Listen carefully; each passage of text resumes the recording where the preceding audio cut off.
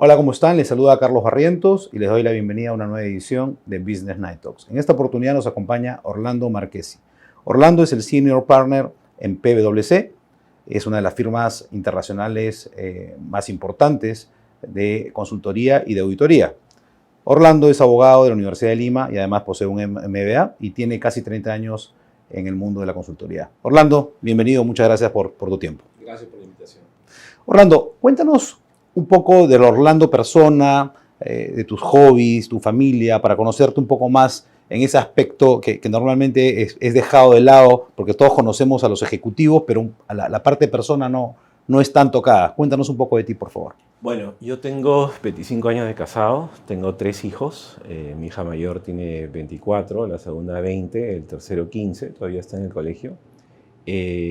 Bueno, son diferentes los chicos, la verdad es que crecen en el mismo hogar, pero tienen personalidades distintas, intereses distintos. Mi hija, la mayor, es más artista, ella está estudiando psicología, pero también hace tatuajes, ella tatúa, ¿no? La segunda está estudiando Derecho, en la de Lima, igual que yo, pero sus intereses no van por el lado de impuestos, que le parece poco seductor, ¿no? Está mirando otras cosas, pero bueno, está practicando, así es que conociendo un poco. Siempre el lado contable ha sido como que el menos claro, mucha seductor. gente se mete a estudiar Derecho porque considera que no es muy hábil en números, entonces digamos que la única rama del Derecho que tiene que ver con los números es la tributación, así es que no son tantos los tributaristas, ¿no? En proporción, digamos, con civilistas o procesalistas. Mi hijo menor está todavía en tercero y media, le gusta mucho la historia, todavía no ha decidido qué va a hacer, pero bueno, está chico todavía, ¿no? Poquito más de mí, a ver qué me gusta hacer. Me gusta el cine, me gusta ver películas con mi esposa, ¿no? Pasamos bien mirando cosas diferentes. Me gusta arreglar cosas, ¿no? En mi casa, cuando se malogra algo, yo soy el primero que le mete la mano. Ya cuando no lo puedo arreglar, yo llamamos al técnico. Y bueno, es algo que hacía con mi papá desde que estaba chico, ¿no? ¿Te consideras un cinéfilo? No sé si cinéfilo, pero sí me gusta mucho el cine y la música, ¿no? También, de todos estilos. Tengo una colección muy grande de música, entre desde Frank Sinatra pues hasta lo último, White Lies y lo que está de moda, ¿no? ¿Los hobbies, Orlando, los compartes con tus hijos también? ¿Ellos tienen algún hobby parecido al tuyo? No, ahí sí te diría que somos bastante diferentes, ¿no? A mí me gusta jugar tenis en el verano, montar bicicleta. Ellos están en otros deportes, ¿no? Con mi hijo, el menor más bien, él empezó a tocar guitarra cuando tenía como 8 años, así que me compré una batería electrónica, ¿no? Entonces tocábamos juntos a veces.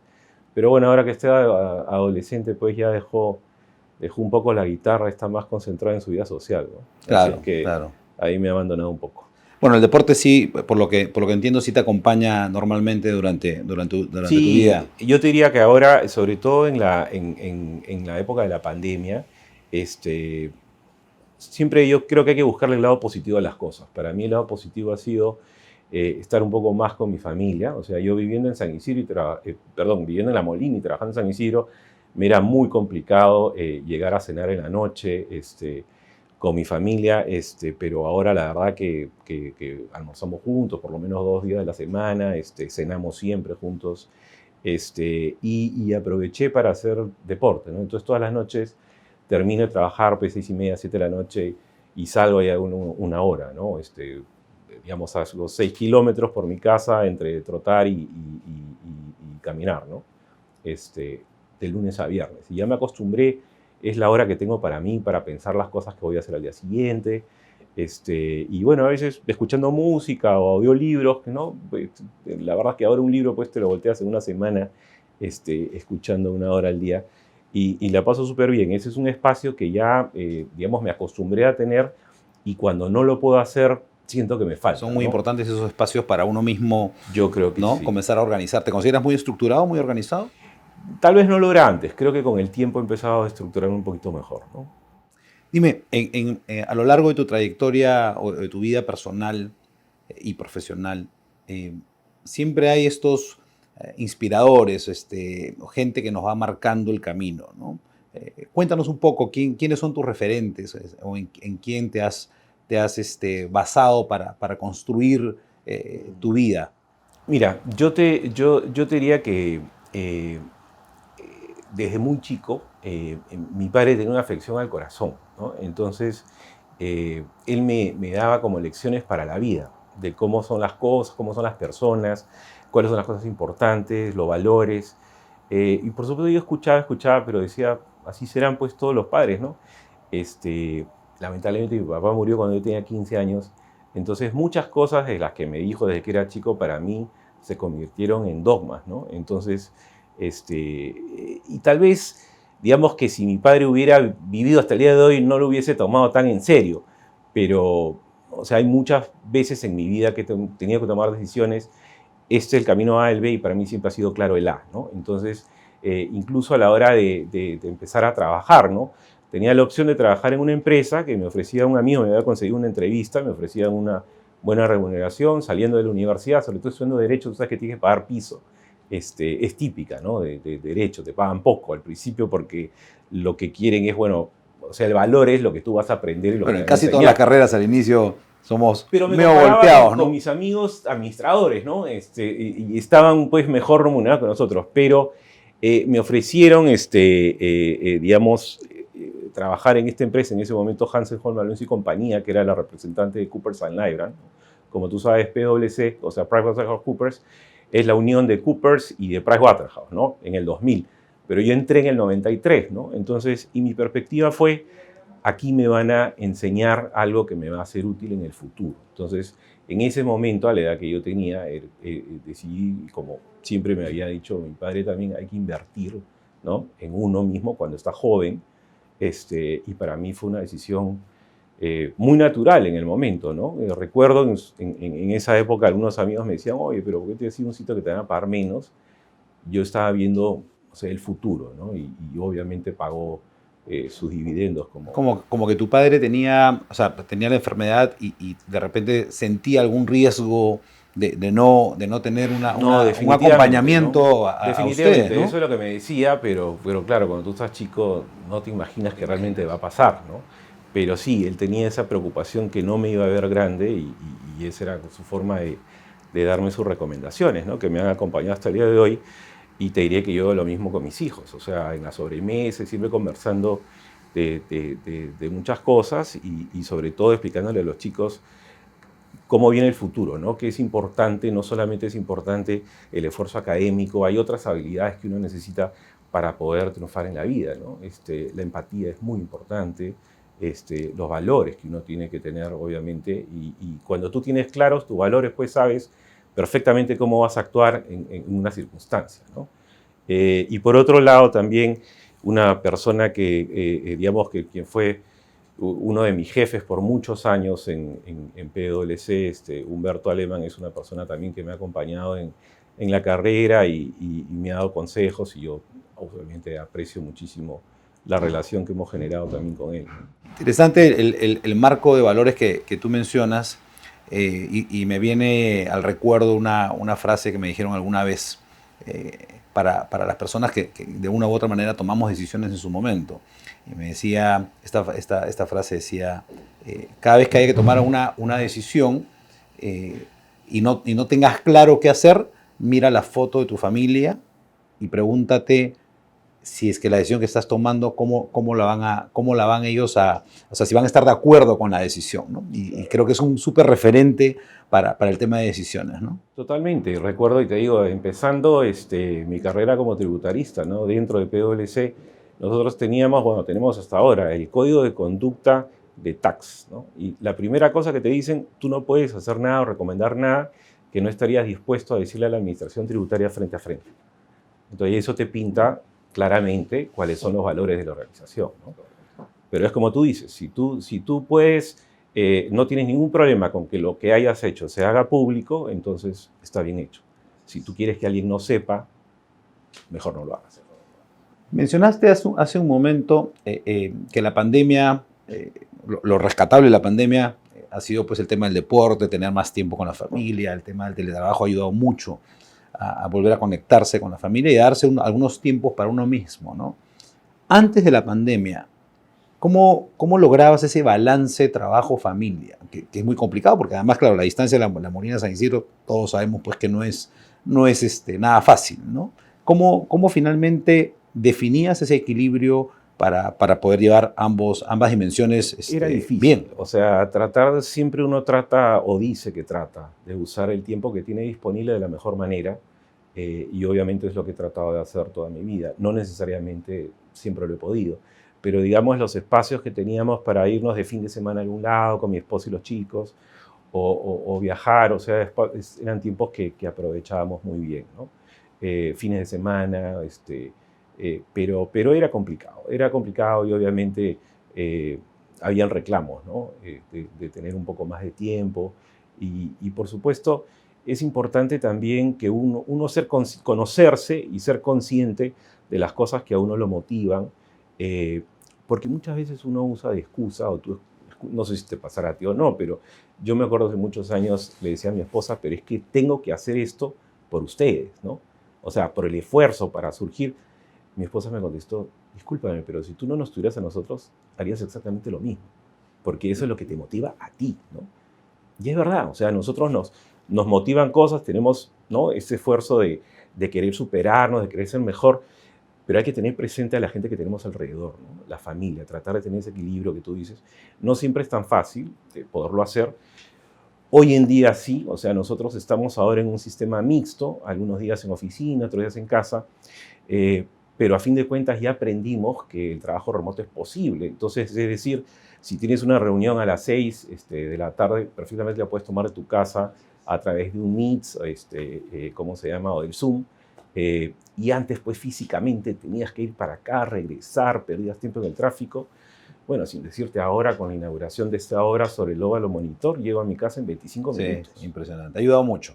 Muchísimo. Ahora, el teletrabajo nos puso otros desafíos, ¿no?, con la familia, ¿no? Porque requiere de mucha disciplina trabajar de casa, ¿no? Para empezar, el ambiente y lo otro, que la familia tiene que entender que estás en horario de trabajo y a veces esa mezcla no es tan clara, ¿no? Y no ayuda. Es verdad, pero creo que ha habido la gente entiende eso, ¿no? Lo entiende el cliente, lo entiende el consultor. Entonces muchas veces hemos tenido reuniones donde se cruza por detrás un niño o escuchas bulla o lo que fuera, pero todos estábamos en lo mismo, así que finalmente nos hemos podido adaptar. Claro que la gente que tiene espacios cerrados en su casa le es mucho más fácil que los padres que tienen que compartir, digamos, el comedor y los dos trabajan, ¿no? O tener los niños jugando alrededor de un área pequeña, pues no es tan sencillo. Nos hemos ido acomodando, pero ahora que los chicos regresaron al colegio, creo que es más fácil para los que todavía están trabajando en remoto. Sí, es correcto, es correcto. Por lo que entiendo, tus 3 hijos siguen contigo, y en Latinoamérica, de hecho, somos muy, muy familia nuclear, ¿no? Y de hecho, en mi caso me sucede lo mismo. Mi hija mayor todavía está con nosotros, está en la universidad, pero está con nosotros. ¿Crees que el Perú todavía o es un país en educación buena a nivel internacional? ¿Crees que debemos apostar los padres por desarrollar profesionalmente a nuestros hijos en el país y después, por supuesto, darles la oportunidad de abrirse internacionalmente a través de un MBA, a través de especializaciones, de acuerdo a las posibilidades de cada uno? Mira, yo creo que educación buena hay definitivamente en el Perú. Hay una oferta mayor ahora de la que había cuando tú y yo éramos más chicos, ¿no? No había tantas universidades buenas, acreditadas. En particular, mi esposo y yo éramos de la idea que era mejor que estudien un pregrado acá y después ayudarlos con una maestría, ¿no? Pero también tiene mucho que ver si los chicos quieren o no hacer su vida en el Perú, ¿no? Afortunadamente los míos sí, pero no todos los chicos quieren hacer su vida en el Perú. ¿Por qué te digo eso? Porque si la idea de los chicos es regresar al Perú, entonces no tiene mucho sentido que el pregrado lo hagan afuera, porque la gente que tú conoces en la universidad, esas relaciones humanas, te acompañan después en tu carrera. O sea, yo tengo pues compañeros de colegio, de universidad, que son hoy día mis clientes, o que son colegas míos que hacen lo mismo que yo, y esos vínculos son especiales, pues, ¿no? Entonces, también a lo largo de los años le he contado a los chicos mi experiencia y lo que veo de otra gente, y claro, ellos como te digo, tienen pensado seguir viviendo aquí, pero sí tienen la idea de poder salir y hacer un posgrado afuera, ¿no? Interesante. Orlando, con tantos años en la consultoría, esto te ha permitido atender pues, distintas empresas en todas, probablemente en todas las industrias del país. Con lo cual esto además te da pues, una experiencia muy interesante. Dentro de los sectores que has podido atender en el mundo de la consultoría, ¿qué sectores son los que más te ha llamado la atención, de repente por su problemática, por el desafío, y por qué? Bueno, lo que a mí más me llamó la atención es la minería. Yo empecé a trabajar al principio de los 90 en impuestos y, claro, teníamos mucha demanda de servicios de empresas canadienses, americanas, viniendo a trabajar en exploración, correcto, ¿no? En exploración minera.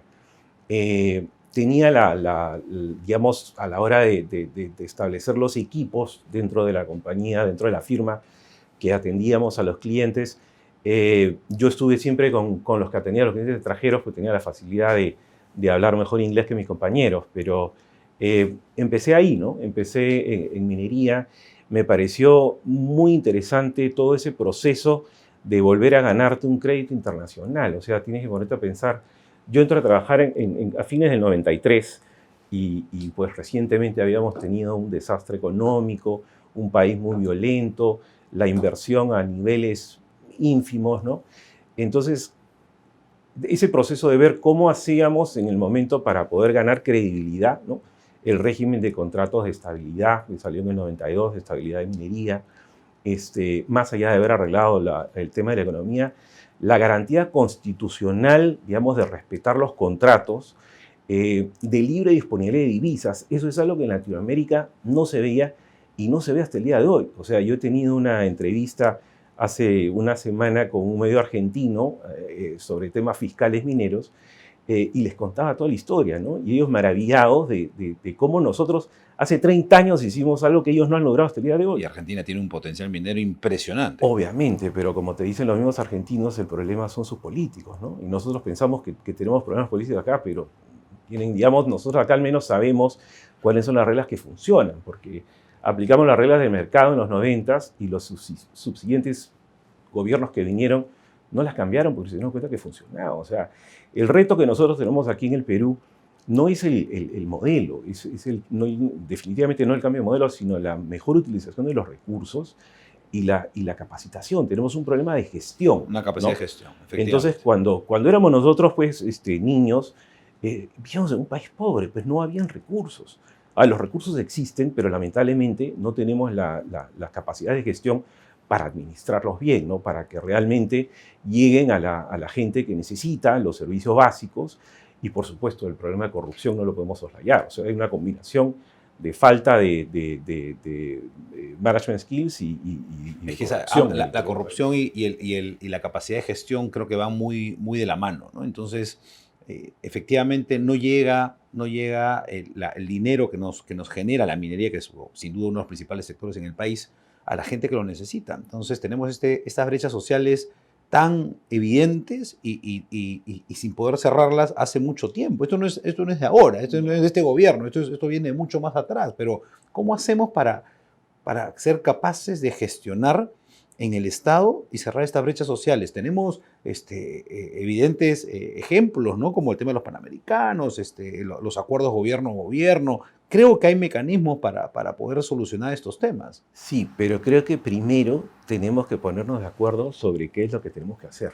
Y ese es el problema. Tenemos una visión, fíjate, del clima político hoy en día, ¿no? Tú tienes un sector que le denomina caviar al otro, y por el otro lado tienes lo que denominan al otro la DBA y tantos calificativos, y eso no suma, pues, ¿no? Entonces yo te diría, en vez de estar tratando de buscar, digamos, los puntos coincidentes, y en eso sí, la centro-derecha, la derecha, con los liberales progresistas, tienen en común las libertades económicas, ¿no? En teoría y conjuntos, digamos, esas pelotitas se intersecan, pero en vez de estar creando coincidencias, ¿no? Sobre las coincidencias, tenemos un plan, nos estamos preocupando de la diferencia, ¿no? Derechos civiles versus el tema de de la familia, y la verdad que ahí estamos perdiendo oportunidad, porque lo que tendríamos que hacer es ser conscientes que nuestro problema es un problema de gestión, ¿no? Entonces, ¿cómo nos ponemos de acuerdo el sector privado y el sector público para poder contribuir a que mejore la gestión? Yo te diría que se puede hacer, o sea, no sé si recuerdas tú, pero en el 2011, cuando sube el presidente Humala, habla también pues, de poner impuestos a la minería y que la minería tenía que contribuir. Y claro, se da cuenta que la mayoría de empresas mineras grandes tenían todas convenios de estabilidad. Y cualquier cambio en la legislación no les iba a ser aplicable. Pero en ese momento se sienta el Poder Ejecutivo, ¿no?, con la Sociedad Nacional de Minería y Petróleo. Yo tuve la oportunidad de estar en ese comité, digamos, por el lado de los privados, para negociar sobre cuál es la mejor forma o cuál era la mejor forma de gravar a la minería. Y lo que se presentó es que lo mejor era gravarla sobre la utilidad operativa. Entonces, en la medida en que los precios fueran más altos y los precios tuvieran mayor utilidad, te pago más. Y si bajan, entonces te pago menos, ¿no? Porque el régimen de realidad ciegas, por ejemplo, que te agarran el ingreso, pues te matan los proyectos con rentabilidad más baja. Entonces se llegó a un acuerdo, se cambió el régimen que funciona hasta el día de hoy, y el año pasado hemos recaudado 250% más que el año anterior. O sea, y recordarás pues, que el ministro Franque decía que había que subirle los impuestos de la minería, que todavía había espacio, y que en realidad, o sea, tú desde el sector privado no entiendes para qué, si ni siquiera están gastando los recursos que se han generado de forma adecuada, ¿no? Entonces, yo te diría, así como se pudo llegar a un acuerdo entre los privados y el gobierno, y ojo, era un gobierno de izquierda, ¿no? O sea, no es que eran los más liberales, era un gobierno de izquierda y se pudieron poner de acuerdo con los privados. Hoy en día podríamos hacer lo mismo en cuanto a gestión. ¿Cómo pueden contribuir las empresas con la gestión de planes de desarrollo? O sea, tú ponte a pensar los problemas que tiene ahora, que tenemos con la minería en el sur, ¿no? ¿Cuál es el plan de desarrollo de Apurímac? ¿Cuál es el plan de desarrollo del Cusco? ¿No? O sea, deberían haber planes de desarrollo, ¿no?, donde el siguiente presidente regional que viene, o el siguiente gobernador regional que viene, perdón, sabe cuáles son las prioridades. O sea, tú quieres sacar a la gente de pobreza extrema, bueno, sabes que tienes que darle salud, agua, desagüe. En eso deberías invertir primero. Y la empresa privada, obvio que podría ayudar, y las universidades también. Pero hay un problema, creería yo, evidentemente de gestión, pero hay un problema de no querer soltar los proyectos. Entonces, cada quien quiere hacer los proyectos, pero finalmente no tienen la capacidad de gestión. Entonces, al final, no terminamos haciendo ningún proyecto. O lo que hacemos es lo más sencillo. ¿Cómo podríamos, entre el mundo privado y el mundo estatal, generar un ente, una entidad que regule y que priorice los proyectos, pero que además los lleve a cabo, sea por obras, por impuestos, sea por convenio gobierno-gobierno? O sea, ¿de qué manera ayudamos a que esta capacidad de gestión se mueva? Porque si no va a seguir siendo una tarea pendiente para los siguientes gobiernos. Hay que saber pedir ayuda, ¿no? Yo te diría, dentro de los gobernadores regionales hay algunos que trabajan muy bien con las empresas privadas en su región y otros que no. Pero también tiene que partir porque el ciudadano, el votante, exija a sus autoridades que pongan los recursos en buen funcionamiento. Es increíble cómo en el interior del país muchas veces el gobernador regional se pliega a la protesta, pero si él es el que tiene que gestionar buena parte del presupuesto, ¿no? Entonces, pero creo que tiene que venir digamos, un encuentro entre políticos y privados, de darse cuenta dónde estamos y a dónde vamos a llegar. Como decía Einstein, pues estar loco es hacer lo mismo una y otra vez esperando un resultado distinto. Entonces estamos con este sistema de regionalización desde el año 2003, si mal no recuerdo, y mira dónde estamos ahora. Y no ha estado en agenda de nadie cambiar el régimen, bueno, hasta la última elección, ¿no?, que se han propuesto algunas alternativas. Yo creo que ese es un problema grueso, el de gestión, que tenemos que atacar para que los recursos puedan llegar a la población y no se sienta finalmente desencantada, ¿no? Porque pasan los gobiernos, ven los recursos, pasaron bien, o sea, tú vienes a la costa, ves cómo ha progresado, ves las obras de infraestructura pública, y la gente dice, ¿y por qué esto no puede haber en el interior del país? Y no hay razón para que no haya, porque los recursos existen, ¿no? Entonces yo creo que eso es algo que deberíamos tratar entre los políticos y los privados, de poder llegar a algún tipo de acuerdo, y ojalá que puedan haber, digamos, ejemplos en ciertas regiones.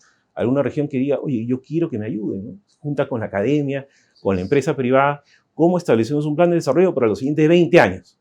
Entonces ya no importa quién es el gobernador regional que entra, sabes que va a ejecutar y va a seguir ejecutando hasta llegar a esa meta. Tenemos que tener una planificación a largo plazo. No podemos estar haciendo y rehaciendo cada vez que hay cambio de gobernanza. Un amigo de gerente general de una empresa de ingeniería, ¿no? Me comentó que ellos en un país en África los contrataron para hacer el project management de infraestructura. $5.000 millones querían gastar en 5 años. Y terminaron en los 5 años invirtiendo 5.000 millones en un país del África Central. ¿Por qué no podemos nosotros hacerlo así? Totalmente. ¿No? Solamente funciona que cuando contratas al gobierno, de gobierno a gobierno, ¿por qué? Porque no hay corrupción, ¿no? Y tampoco están amarrados con las normas que tenemos nosotros de licitación. Pero capacidad de project management no solamente lo tienen los gobiernos. Hay varias empresas del sector privado que tienen capacidades de project management. Creo que hay que empezar a dar ejemplos y replicar, ¿no? Esperemos entonces que pongamos en agenda este tema en este gobierno y en los próximos, ¿no? Yo creo que eso va a ser súper importante para poder desarrollar una capacidad de gestión que hoy día pues, es evidente que no lo tenemos, ¿no? Volviendo, Orlando, a esta capacidad a través de la consultoría de relacionarte con distintas empresas de distintas industrias, también entras a las empresas con distintas culturas. Y la cultura organizacional, que es un tema muy complejo, porque al final estamos hablando de gente, a los consultores los terminan adoptando, dependiendo obviamente de la envergadura de la consultoría. ¿Cómo dirías que es la cultura de las empresas en Perú? ¿Y cómo te relacionas con eso? ¿Cómo lidias con eso con tu equipo? Yo te diría que a lo largo de los años lo que he notado es, yo las clasificaría en 2 tipos de culturas. Tienes la corporativa de la empresa grande, que tiene los recursos para modernizarse, para tener buenos consultores de recursos humanos, para hacer sus encuestas de clima organizacional y tomar acción con respecto a las cosas que hay que modificar. Y luego tienes esa empresa mediana, chica, familiar, que ahora está en el proceso de cambio, ¿no? Estás viendo muchas empresas donde ves que los hijos están presionando por hacer ciertos cambios, pero digamos que el patriarca no es tan propenso a los cambios. Ese proceso me parece el más interesante. ¿Por qué? Porque está yendo digamos, a tratar de hacer un cambio en una empresa donde la persona que está a cargo es una persona exitosa. O sea, esa persona ha sacado su negocio adelante, ha llegado hasta donde está.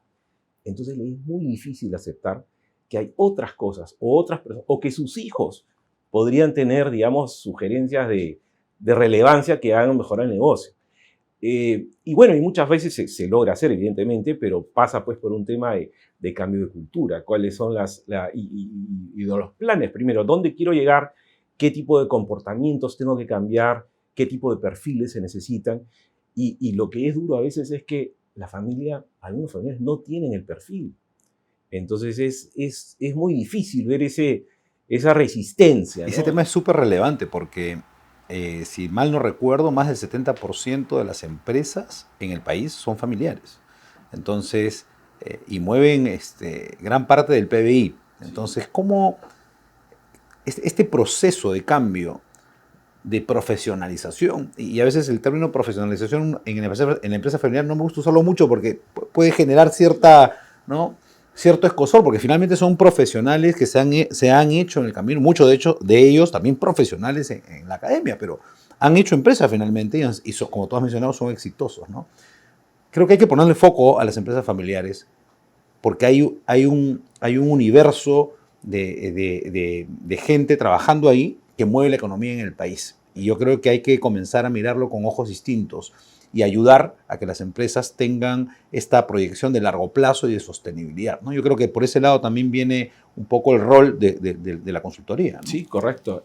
Bueno, ya te digo, hay una asociación de empresas familiares y ellos están trabajando en varias cosas a miras a lo que tú estás diciendo, ¿no? Llegar al siguiente nivel. Tienen un potencial de crecimiento enorme en diversos sectores. Bueno, y empresas familiares tienes de las que son muy grandes a las que son medianas o más chicas, pero todas tratando en este momento de ver cómo llegan al siguiente nivel, ¿no? Cómo evolucionar. Ese proceso me parece muy interesante. Tiene, como tú dices, sus cosas, ¿no? Su escozor, pero es que, digamos que los padres, pues, que fundaron la empresa, han hecho una labor muy buena, ¿no? Entonces es muy difícil decirle a alguien que es exitoso, decirle, oye, no, deberías hacer así o deberías hacer así. O da un paso al costado.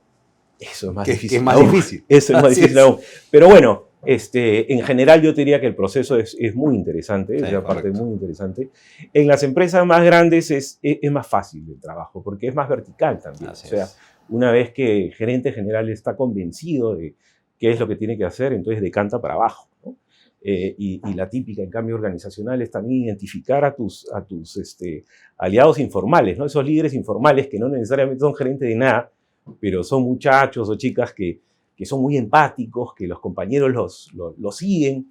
Entonces, cuando ellos, digamos, son eco del cambio, la gente empieza a cambiar, ¿no? Y cuando mides, digamos, después, a través de KPIs y demuestras que el cambio que has realizado ha servido para mejorar la gestión, el rendimiento, ya sea pues en mejor atención de clientes, en mejores resultados financieros. Obviamente, desde el lado de consultor te sientes bien de la labor realizada, y la gerencia que propuso el cambio se siente mejor que tú, ¿no? O sea, el cliente bien atendido y contento no te discute la factura, digamos, ¿no? Así es. Dime, Orlando, ¿cuál es el desafío o desafíos que te acuerdes tú más relevantes que has tenido en los últimos años desde tu rol de consultor? Yo te diría, no te diría tanto del rol de consultor. Yo creo que los desafíos más importantes han venido con el cargo que asumí. Yo asumí como socio principal de PwC en julio del 16, ¿no? Y me acuerdo claramente, alguien me recomendó leer un libro, ¿no? Los primeros 90 días. Y lo leí, ¿no? Me lo compré en audiolibro, mientras que, ¿no?, venía en el tráfico, escuchando, en una semana terminé el libro. Y tenía un consejo muy útil. Nunca me olvidé y lo puse en práctica en el momento. Decía, no necesariamente las habilidades que tú, o sea, es decir, las habilidades que tú tienes te han llevado al puesto donde estás, pero esas habilidades no necesariamente son las que tú necesitas para ejercer el puesto. Entonces tienes que identificar cuáles son tus fortalezas y debilidades y ver en qué te apoyas para que esas debilidades alguien las pueda, digamos, las pueda sobrellevar, porque alguien te va a apoyar en esa gestión. Y eso es algo que yo hice desde el arranque, ¿no? Entonces, digamos que tenía una persona que me apoyaba en finanzas, otra persona en esto, y empezamos a hacer varios cambios. Obviamente, pasamos por un periodo complicado también con todo este tema de del lavajato. Digamos, hemos sido auditores de varias constructoras, no solamente nosotros, sino varias firmas de auditoría también. Hemos pasado por eso, hemos pasado por la pandemia, la incertidumbre. O sea, ahí a todos nos agarró, ¿y ahora qué hacemos, no? Porque de buenas a primeras te caen las ventas y entonces uno dice, oye, ¿qué es lo que va a pasar? Puede venir realmente una situación sumamente delicada. ¿Qué hacemos, no?, en el momento? Entonces, claro, muchas empresas empezaron a sacar gente, ¿no? Pero para nosotros, que somos una empresa de conocimiento, tú no puedes sacar a la gente que tiene los skills, porque Ese es el capital. Obviamente te ha costado años desarrollarlos, ¿no es cierto? Entonces, y tampoco sabes si en 6 meses vas a tener que volver a contratar a toda esa gente, o en un año, o en cuánto tiempo. Esa es la parte de la incertidumbre. Entonces, lo único que puedes cortar de repente es en el back office, pero no en la gente que te está haciendo, digamos, que genera el ingreso. No es lo mismo que tal vez tengas una empresa de retail donde puedes sacar 50 vendedores y contratas 50 vendedores 6 meses después. Entonces, para nosotros fue un tema de ajustamos por todos lados menos acá. Entonces, y bueno, fuimos cuidando la caja como todo el mundo, haciendo, ¿no?, pendiente de las facturas, y bueno, y pasamos el momento. Pero claro, fue complicado cuando anunciamos varias medidas, tener que hacer, no podías verte con la gente, o sea, Sí, claro. tenías que hacer la vía Webex, ¿no? Nosotros somos más de 1000 personas, ¿no? Entonces había que hacer varias reuniones, digamos, para poder conectarte, claro. te dé, ¿no? Pero creo que ese fue el mayor reto. Digamos, el reto ahí es poder mantener contacto con la gente sin verte con ella. Entonces, todos los meses les mandaba un video, ¿no? Un video muy corto. ¿Qué es lo que está pasando? Claro. ¿Cómo nos está yendo? ¿Mejoró las ventas o no? ¿Qué acciones estamos tomando? Necesidad de información. Totalmente, porque es un momento pues donde estás muy angustiado, ¿no? La gente, yo que conozco las cifras, veo, me puedo calmar o no, pero el que está al otro lado haciendo Así su es. trabajo tiene la incertidumbre de no saber Y además con la coyuntura. qué va a pasar exactamente, qué va a pasar el mes siguiente, lo que fuera. Entonces, yo te digo que difícil pues que alguien te pueda contar cómo se hace, porque la última pandemia fue en 1918, ya no había nadie que nos cuente. Todos entramos a la ¿Cuál es la pandemia fórmula? nuevos. Es correcto, todos entramos nuevos y creo que la gestionamos bien. De hecho, nuestra encuesta de clima organizacional de ese año 20 ha sido la mejor de la historia y nosotros estamos en el Perú desde 1924, imagínate. Estamos próximos en el 2024 a cumplir 100 años en Perú. Ah, mira, interesante, sí. Felicitaciones. Me quedo con este concepto de tener este set de skills que son los que te llevaron a un sitio, pero no necesariamente son los que te van a ayudar a gestionar o a desarrollarte en esta nueva posición, ¿no? Lo cual también es el tema del autoestudio, ¿no? Exacto. O sea, que tú tienes que seguirte preparando. ¿Qué otras cosas te faltan? ¿Qué más puedes aprender? Y hago la analogía con el tema del liderazgo, ¿no? Porque efectivamente hay estilos de liderazgo, ¿no? Y no todos los estilos de liderazgo te van a servir para gestionar a un equipo en distintos momentos, ¿no? Entonces, esto es como un menú. Entonces, tú no puedes ir a comer la misma entrada y el mismo segundo todos los días, ¿no? Tú tienes que ir viendo cómo hacer esta combinación de acuerdo a cómo te sientes y de acuerdo a la coyuntura, finalmente, cómo vas a afrontarla, ¿no? O la cultura organizacional también, ¿no? No todos los liderazgos encajan en la misma cultura. Así es. Orlando, ¿cómo va PwC en el tema de igualdad, de oportunidades, equidad e inclusión? ¿Qué están haciendo? Me imagino que debe ser una política corporativa. ¿Cómo estamos en Perú? Sí, mira, nosotros empezamos ya hace 4 años a trabajar este tema. Tenemos un comité de igualdad e inclusión. PwC a nivel mundial es parte de He4She y había una iniciativa de hace algún tiempo de nuestro chairman global al respecto. Pero claramente nosotros en esta parte del continente hemos sido un poquito más rápido que los otros. Nosotros tenemos una población de colaboradores femeninas un poco más de la mitad. Pero cuando empezamos el proyecto eran muy pocas las que estaban en el pico más alto, ¿no? Correcto. Entonces, hoy en día hemos mejorado, digamos, el porcentaje de socias mujeres, o sea, que son más o menos unas 6, 7, 8 socias desde que entré yo, ¿no?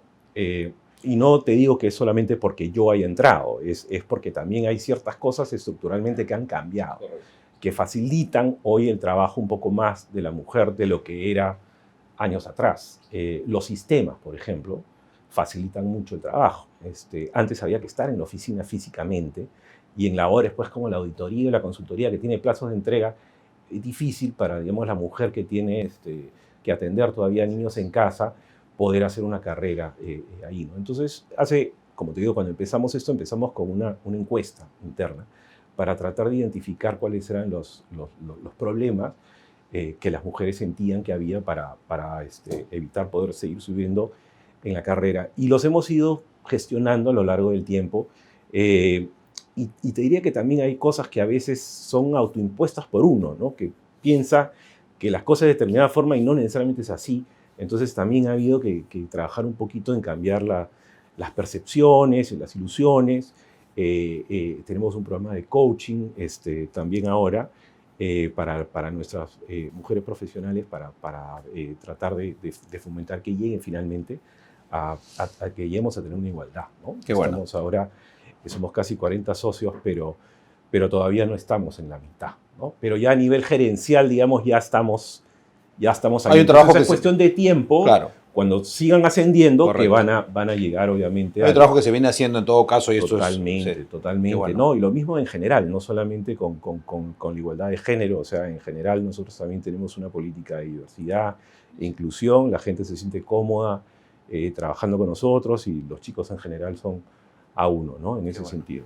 Hablando de mercado, Orlando, la coyuntura actual, que evidentemente pues estamos en una crisis económica, política, de valores, las empresas comienzan a tomar decisiones con respecto a la consultoría.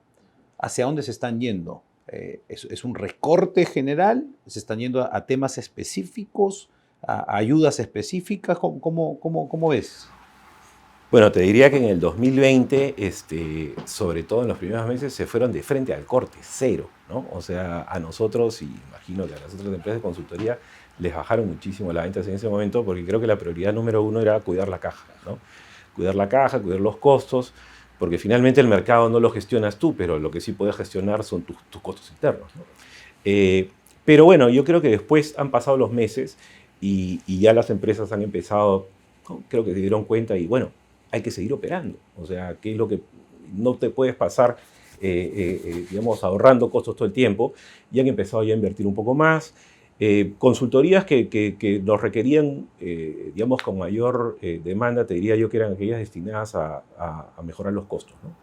Ahorrar costos, sistematización, eficiencias, el tema de los robots, estos que te automatizan procesos, estrategia también, o sea, el cambio de estrategia también hemos tenido bastante demanda en eso.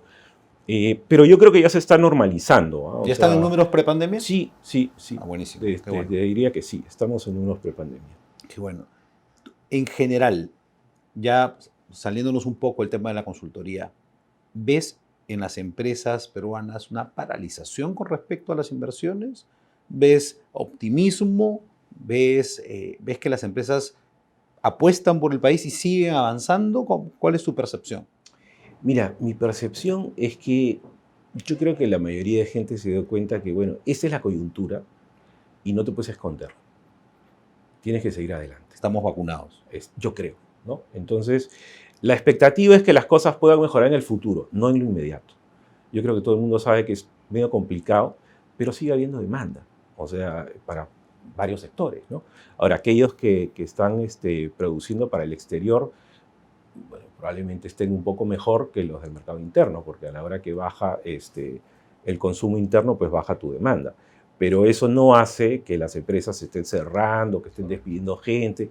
No es así, no es lo que yo estoy viendo, al menos con los otros CEOs que converso o viendo con mis clientes, ¿no? Yo creo que el empresario peruano, digamos, es resiliente, ¿no? Hemos pasado por varias cosas y nuestra generación no ha sufrido lo que sufrieron la generación de nuestros padres. O sea, yo recuerdo haber conversado con algún socio retirado de PwC y cuando estábamos hablando pues, de que se empieza a bajar un poco la economía, alrededor de, acuérdate, cuando cae la minería en el gobierno de Humala y baja un poco la demanda. Y problemas teníamos nosotros con la inflación del primer gobierno de García, el terrorismo, qué sé yo.